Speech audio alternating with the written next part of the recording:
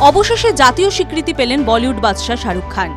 দীর্ঘ 3 দশকেরও বেশি সময় ধরে হিন্দি সিনেমায় রাজত্ব করার পর জওয়ান ছবি সেরা সম্মান এনে দিল কিং খানকে। এই অভিনয়ের জন্য ৭১তম জাতীয় চলচ্চিত্র পুরস্কারের শ্রেষ্ঠ অভিনেতার সম্মান অর্জন করলেন কিং।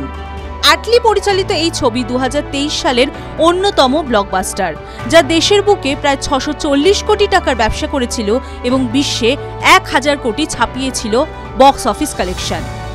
এই পুরস্কার শাহরুখ খানের মুকুটে এক নতুন পালক। এর আগে তিনি পদ্মশ্রী, ফ্রান্সের অদ্রে দে আর্থ এ দে লেট্রো এবং লেজিও দর সহ একাধিক আন্তর্জাতিক সম্মানে ভূষিত হয়েছেন। কিন্তু এত বছরে এত আন্তর্জাতিক খ্যাতি অর্জন করলেও এবারই প্রথম তিনি ভারতের সর্বোচ্চ চলচ্চিত্র পুরস্কার হাতে তুলে নিলেন। মঙ্গলবার ঠিক বিকেল 5:30টায় শাহরুখ খানের হাতে তুলে দেওয়া হলো এর মানপত্র। মুহূর্তে সোশ্যাল মিডিয়ায় ঝড়, আবেগঘন কিং অনুরাগীরা। সোশ্যাল মিডিয়ায় বর্তমানে শুভেচ্ছার বন্যা। তালিকা থেকে বাদ পড়লেন না শাহরুখের স্ত্রী গৌরী খানও। সোশ্যাল মিডিয়ায় স্বামীকে ভালোবাসায় বড়ালেন তিনি। তবে পুরস্কার হাতে উঠলেও শাহরুখ খান পাচ্ছেন না নগদের সম্পূর্ণ টাকা।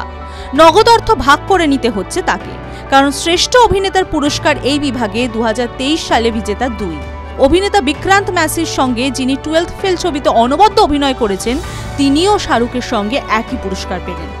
জাতীয় চলচ্চিত্র পুরস্কারের নিয়ম অনুযায়ী যৌথ বিজয়ের ক্ষেত্রে দুজনই আলাদা আলাদা মেডেল ও সনদ পেলেও 2 লক্ষ টাকার নগদ পুরস্কারটি সমান ভাগে ভাগ করে নিতে হয়। ফলে শাহরুখ ও বিক্রান্ত প্রত্যেকে পাবেন 1 লক্ষ টাকা করে। TV9 Bangla digital.